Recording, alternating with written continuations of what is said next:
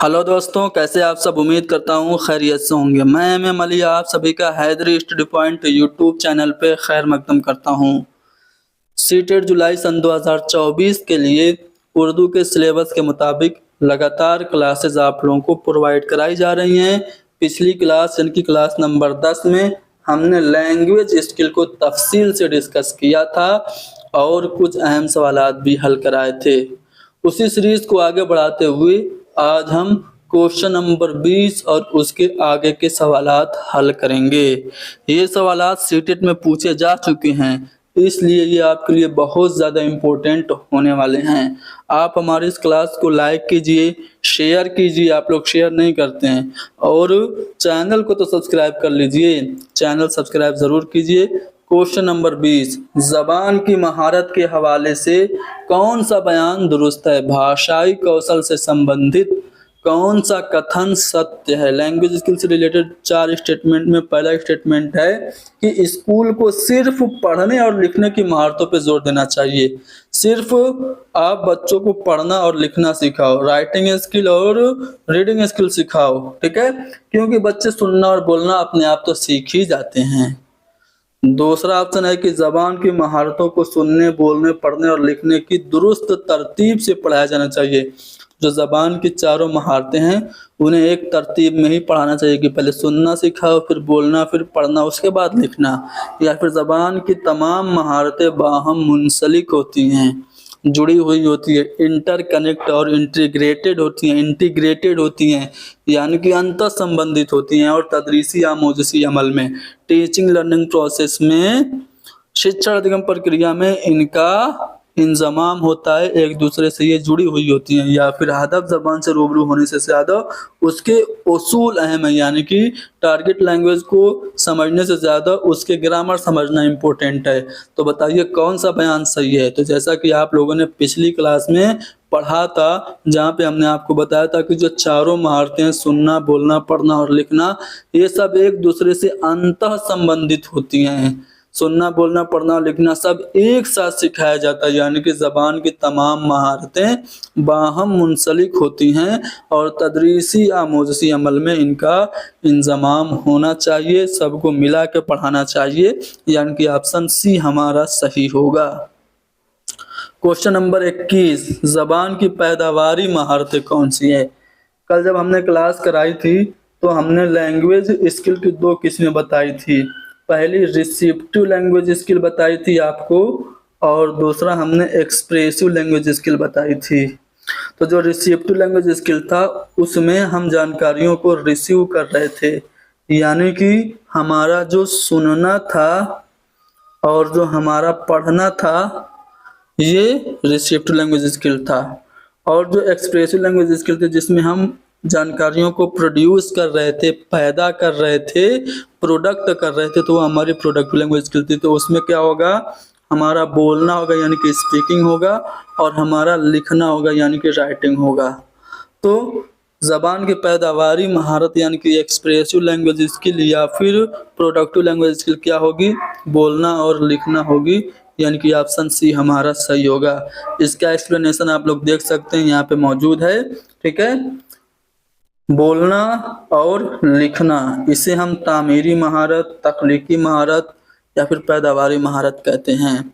ऐसे ही मज़ीद सवालात और 12 चैप्टर हासिल करने के लिए आप हमें व्हाट्सअप कीजिएगा 7275549890 पे। तो हम आपको सैंपल भेजेंगे हमारे नोट्स का, जिसमें सारी डिटेल्स होंगी, और उन डिटेल्स को आप फॉलो करके हमारे 12 चैप्टर पे हम अपनी कंप्लीट नोट्स को हासिल कर सकते हैं। आगे बढ़ते हैं क्वेश्चन नंबर 22। क्वेश्चन नंबर 22 क्या है कि लिखना सीखने में आड़ी तिरछी लकीरें बनाना एक अहम कदम है, क्योंकि बच्चे कोशिश करते हैं। जब बच्चे लिखना सीख रहे होते हैं तो शुरुआत में वो आड़ी तिरछी लकीर बनाते हैं, कभी सर्कल बनाते हैं, कभी ट्रायंगल बनाते हैं, कभी स्क्वायर बनाते हैं, रेक्टेंगल बनाते हैं, ये सब चीज़ें बच्चे करते हैं। तो ये भी अहम है। क्यों अहम है? ऐसा करके आड़े तिरछी लकीरें बना के बच्चे क्या करने की कोशिश करते हैं, पेंसिल और कलम पकड़ने के पहले दिन से ही हरूफ और लफ्ज़ लिखने की कोशिश करते हैं, या फिर अपने लिए निशानात को बामानी बनाने की कोशिश करते हैं, या फिर पढ़ने लिखने और एदाद के साथ वक्त गुजारने की कोशिश करते हैं, या फिर ये बड़ों की नकल करने की कोशिश करते हैं। तो जो बच्चे आड़े तिरछी लकीरें बनाते हैं, वो जो सिंबल बच्चे बनाते हैं, चाहे टेढ़ा टेढ़ा हो, आड़ा हो, कुछ भी हो, तो उसको बच्चे अपने लिए बामानी बनाते हैं, यानी कि वो अपने आप को उन लकीरों के ज़रिए अभिव्यक्त करने की कोशिश करते हैं। तो इसलिए लिखना सीखने में आड़े तिरछी लकीरें अहम हैं, क्योंकि बच्चे आड़े तिरछी लकीरों से अपने लिए निशानात बनाते हैं और अपने लिए निशानात को बामानी बनाने की वो कोशिश करते हैं। तो ऑप्शन बी हमारा सही होगा। अगला सवाल है क्वेश्चन नंबर 23 कि हंगामी क़ारीन के लिए तस्वीरों का मुतालिया कीमती माखज़ हो सकता है, क्योंकि यहाँ पे ये जो बयान है आधा अधूरा है। इस बयान को हमें इन चारों में से किसी एक से मिला करके पूरा करना है। तो जो हंगामी क़ारीन होते हैं, हंगामी क़ारीन को अंग्रेजी में कहते हैं डिलिजेंट स्टडी।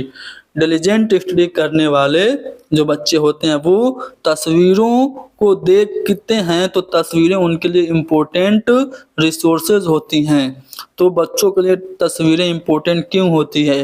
ये तस्वीरों से क्या करते हैं? कहानी के वाक़यात के बारे में ये तस्वीरें बच्चों को अहम उंदिया यानी कि हिंट देती हैं, या फिर हाथ से लिखावट को बेहतर बनाने में ये तस्वीरें मददगार होती हैं, या फिर उन्हें पूरे एतमाद और अच्छा लिखने वाला बनाने में, सेल्फ कॉन्फिडेंस पैदा करने में मदद करती हैं, या फिर उन्हें सुनकर सीखने वाला बनाने में ये मददगार होती हैं। तो हंगामी क़ारीन के लिए तस्वीरों का मुतालिया कीमती माखज़ इसलिए हो सकता है क्योंकि ये जो तस्वीरें हैं कहानी के बारे में बच्चों को अहम उंदिये फराहम करती हैं, हिंट देती हैं, इशारे देती हैं, यानी कि पहला वाला ऑप्शन हमारा सही होगा। क्वेश्चन नंबर 24 एक मुअस्सिर इक़्तिबास लिखने में शामिल है। आप एक पैसेज लिख रहे हैं, वो प्रभावशाली और अच्छा हो, और तो उसमें क्या होना चाहिए? एक मुअस्सिर लिखने में क्या शामिल होना चाहिए? साफ और खुशखत तहरीर होनी चाहिए, मवाद में मुश्किल अल्फाज होने चाहिए, ख़यालात की पेशकश और रब्त होनी चाहिए, या फिर आमोज़गारों को मसरूफ़ रखने के लिए पुरतकल्लुफ़ ज़बान इस्तेमाल करनी चाहिए। तो अगर आप लिखना कोई भी चीज़ लिख रहे हैं तो वो इफ़ेक्टिव और प्रभावशाली तभी होगी जब आप उसमें ख़यालात को अच्छे से पेश करेंगे और एक रब्त में लिखेंगे, यानी कि ख़यालात की पेशकश और रब्त ये लिखने में सबसे ज़्यादा अहम होता है। तो ऑप्शन सी हमारा सही होगा। अगला सवाल है क्वेश्चन नंबर 25 आमोज़गार को किसी काबिल बनाकर बोलने की महारत को सबसे बेहतर अंदाज में फ़रोग़ दिया जा सकता है, यानी कि आप बच्चों की स्पीकिंग स्किल को कैसे डेवलप कर सकते हैं? उस्ताद के फराहम करदा तलफ़्फ़ुज़ के नमूनों को सुन के, यानी कुछ प्रोनाउंसिएशन के मॉडल्स टीचर बच्चों को दे दे और बच्चे उसी मॉडल को सुन के बोलने की महारत को बेहतर करें, या फिर असल ज़िंदगी जैसे हालात में, रियल लाइफ जैसी सिचुएशन में, वास्तविक परिस्थितियों में तरसील के यानी कि कम्युनिकेशन के संप्रेषण के काबिल बना के, या फिर बोलते वक्त तमाम तरह की गलतियों से बच के, या फिर वक्त तलब और पेचीदा मतन यानी जो पैसेज पढ़ने में ज़्यादा वक्त लगे और जो कॉम्प्लिकेटेड टेक्स्ट हो उसको पढ़ने के काबिल बना के हम बच्चों में बोलने की महारत को बेहतर तौर से फ़रोग़ दे सकते हैं। कैसे करेंगे? तो रियल लाइफ जैसी सिचुएशन में जब हम बच्चों को बोलने का मौका देंगे तो बच्चों की बोलने की महारत फ़रोग़ पाएगी, यानी कि ऑप्शन बी करेक्ट होगा। आ रहा है समझ में? रिकॉर्डेड क्लास है, लाइव मत समझिएगा। चलिए क्वेश्चन नंबर 26 देखिए, किसका शुमार वसूल करने की महारतों में होता है? अभी मैंने रिसीप्टिव लैंग्वेज स्किल और एक्सप्रेसिव लैंग्वेज स्किल बताई थी। एक्सप्रेसिव लैंग्वेज स्किल को हम तख्लीकी महारत या फिर पैदावारी महारत कहते हैं, और जो रिसीप्टिव लैंग्वेज स्किल है उसको हम वसूल करने की महारत या फिर अखज़ी महारत कहते हैं। तो जिसमें हम जानकारियों को वसूल करते हैं, अख्ज़ करते हैं। तो जब हम सुनते और बोलते हैं तब जानकारी अख्ज़ करते हैं, सुनते और पढ़ते हैं तब, या फिर पढ़ते और लिखते हैं तब, या फिर पढ़ते और बोलते हैं तब। तो सुनना जानकारियाँ रिसीव करना, पढ़ना किताब से जानकारियों को अपने अंदर डालना, वसूल करना। तो इस तरह से अगर हम देखेंगे तो सुनना और पढ़ना हमारी रिसीप्टिव लैंग्वेज स्किल, ग्रहणात्मक भाषाई कौशल यानी कि वसूल करने की महारत या फिर अखज़ी महारत हो जाएगी, यानी कि ऑप्शन बी करेक्ट होगा। चलो क्वेश्चन नंबर 27, पढ़ने का मतलब सिर्फ लिखे हुए मतन की अदायगी नहीं है, बल्कि ये भी अहम है। पढ़ने में क्या इम्पोर्टेंट है कि आप एक अच्छे मुकर्रिर हों, अच्छे तकरीर करने वाले हों, मतन के मानी समझे, ये अहम है, या फिर नए अल्फाज और जुमलों की साख्त यानी कि जो स्ट्रक्चर है उसे आप समझ पाएँ, या फिर नए अल्फाज की अदायगी में हायल परेशानियों पे आपको दस्तरस हो, यानी कि जो न्यू वर्ड्स आ रहे हैं उनको उनका प्रोनाउंसिएशन करने में जो प्रॉब्लम्स आती हैं उसको आप सॉल्व कर लें, तो ये आपके लिए अच्छा पढ़ना कहलाएगा। तो याद रखिएगा, पढ़ने का मतलब सिर्फ हरूफ की अदायगी नहीं है। एक पैसेज है, एक मान लो कि पोस्टर लगा हुआ है, मैंने उसको शुरू से आखिर तक पढ़ लिया और मैं पढ़ने के बावजूद मैं समझा ही नहीं कि इसका टॉपिक क्या है, ये किस चीज़ पे पोस्टर छपा हुआ है, तो क्या मेरा पढ़ना कहलाएगा? नहीं। पढ़ने का मतलब सिर्फ हरूफ की अदायगी नहीं है, बल्कि ये भी अहम है कि आप मतन के मानी को समझें, यानी कि ऑप्शन बी हमारा सही होगा। क्वेश्चन नंबर 28, उस्ताद चौथी जमात के तलबा को किसी मौजू पे आज़ादाना तौर पर लिखने की हौसला अफजाई कर सकता है अगर मौजू मुतल्लिक हो। मान लीजिए कि आप एक टीचर हैं और आप क्लास 4 के किसी स्टूडेंट को कोई टॉपिक दे रहे हैं जिस पे वो कुछ लिखे, तो बताइए जो टॉपिक आप देंगे वो कैसा हो। ये खादी की सूती चादर 200 रुपये में बेच रहा है, हम लोग की क्लास को डिस्टर्ब कर रहा है। बहरहाल, तो जो चौथी जमात के तलबा हैं इनको आप कैसा टॉपिक देंगे जिसपे वो फ्रीली लिख लें, स्वतंत्र रूप से लिख लें। तो क्या वो टॉपिक सोशल इश्यूज से रिलेटेड हो, या कौमी सालमियत से मुताल्लिक हो, राष्ट्रीय एकता से संबंधित हो, या फिर पर्सनल जिंदगी से रिलेटेड हो बच्चे की, या फिर माहौलियाती मसाइल यानी कि जो इन्वायरमेंटल इश्यूज हैं उससे मुताल्लिक हो। 4 में पढ़ने वाला बच्चा है तो क्या वो सोशल इशू या फिर नेशनल या फिर इन्वायरमेंटल इश्यूज पे वो कुछ बोल पाएगा, कुछ लिख पाएगा? नहीं।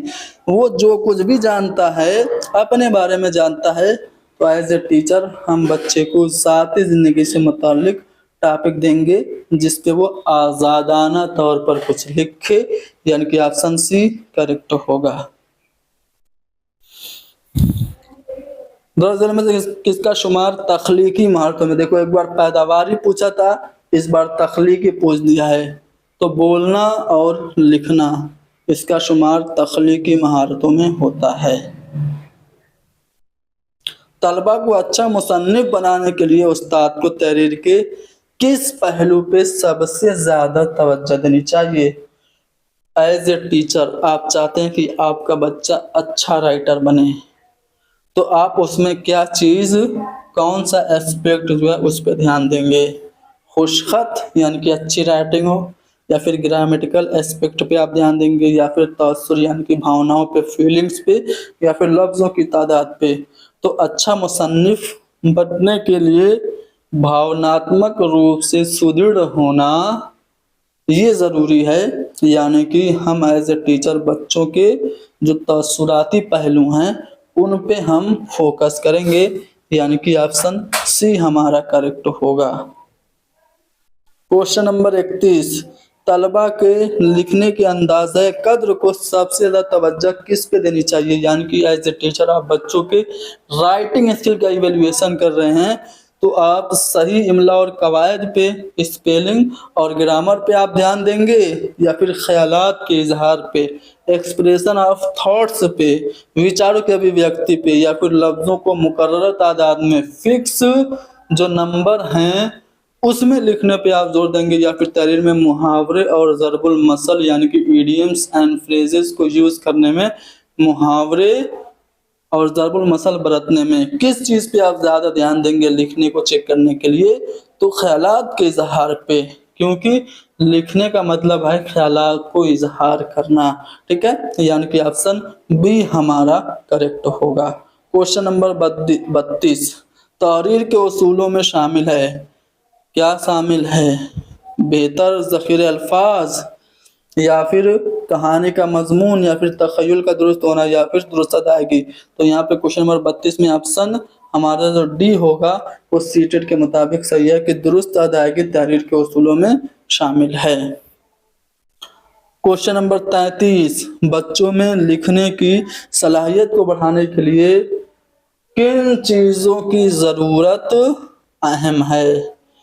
राइटिंग स्किल को आप बढ़ाना चाहते हैं तो बच्चे में खुशखत तहरीर होनी चाहिए, हकीकी ख्यालात होने चाहिए यानी कि आपके ओरिजिनल आइडियाज़ होने चाहिए, मौलिक विचार, या फिर अलामती ज़बान का सिंबॉलिक लैंग्वेज का यूज़ होना चाहिए, या फिर ज़ख़ीरे अल्फाज का सही इस्तेमाल। तो यहाँ पे हमारा जो ऑप्शन बी होगा वो सही होगा। हालांकि सीटेट ने ऑप्शन डी सही माना था, लेकिन हकीकी ख्यालात ये लिखने में सबसे ज़्यादा अहम है, यानी कि हमारा बी जो होगा वो करेक्ट होगा। क्वेश्चन नंबर 34 प्राइमरी स्कूल के तलबा में सुनने बोलने की महारत को उजागर करने के लिए दर्ज इल्म में से कौन मुफीद है? सुनने और बोलने की महारत को आपको बच्चों की बढ़ाना है तो आप किरदारों के ज़रिए बातचीत कराएंगे, कहानी सुनाएंगे और इमला करवाएंगे, नज्म पढ़वाएंगे और ज़बान का इस्तेमाल करवाएंगे, या फिर रोल प्ले करेंगे और खबरें पढ़वाएंगे बच्चों से। तो जब किरदारों के ज़रिए बातचीत करेंगे तो इस तरह से बच्चों की बोलने की महारत उजागर होगी। जैसे एक बच्चा कहे कितने आदमी थे, दूसरा कहे केवल 2 सरकार, फिर तीसरा कहे फिर भी भाग आए, क्या सोच के आए थे, सरकार खुश होगा, सरदार खुश हो। इस तरह से शोले मूवी के डायलॉग बच्चों को दे दीजिए, किसी को जय, किसी को वीरू, किसी को गब्बर, किसी को बसंती बना दीजिए कि इन कुत्तों के सामने मत नाचना।